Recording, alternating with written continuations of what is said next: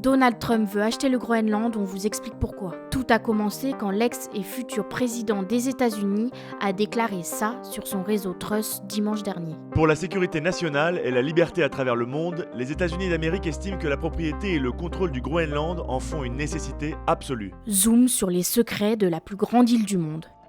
Déjà, c'est un puits de ressources rares. Le Groenland détiendrait 20% des réserves mondiales de ressources rares comme l'uranium, le cuivre, le pétrole ou encore le gaz. Cette acquisition permettrait aux États-Unis de concurrencer les Chinois, leaders dans des domaines tels que la fabrication de puces pour smartphones, de véhicules électriques ou encore celle des équipements militaires. Le Groenland abrite également la plus importante réserve d'eau douce au monde puisque sa calotte glaciaire renferme 7% de l'eau douce mondiale. En plus de ces réserves, l'emplacement de l'île est très stratégique, sur le plan militaire déjà.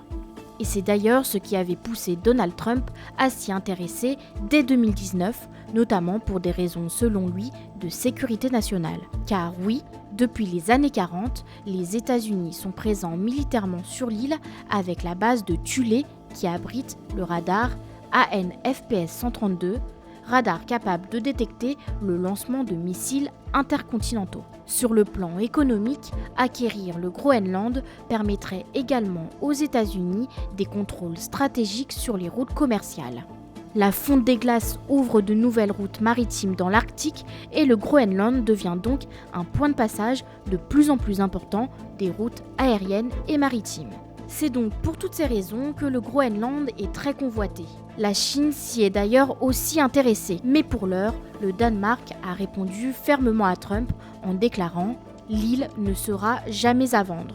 Le ministre des Affaires étrangères du Danemark a expliqué lors d'une conférence de presse « Le Groenland peut devenir indépendant si ses habitants le souhaitent, mais il est peu probable qu'il devienne un État américain.